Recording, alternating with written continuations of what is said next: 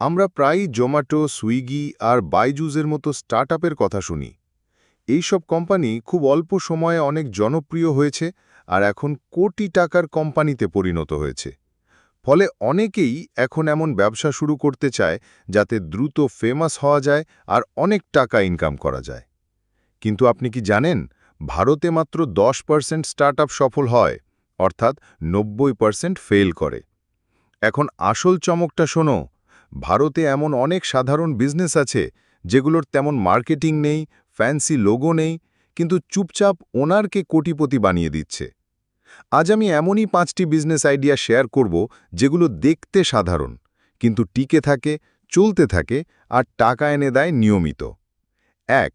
ATM business. আপনার জায়গায় একটি এটিএম বসিয়ে আপনি মাসে 25,000 থেকে 35,000 টাকা পর্যন্ত ইনকাম করতে পারেন, সেটাও প্রতিদিন কাজ না করেই। 2. Real estate promoter. মানুষকে ফ্ল্যাট বা অফিস ভাড়া বা কেনাবেচায় সাহায্য করুন।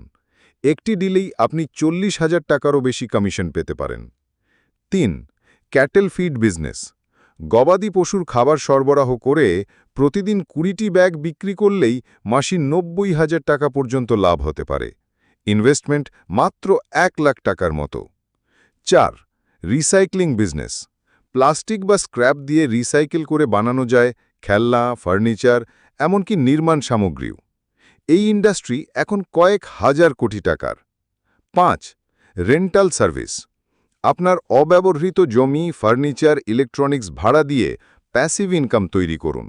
রেন্টোমোজোর মতো কোম্পানিগুলো ঠিক এইভাবেই কোটি টাকার ব্যবসা করছে।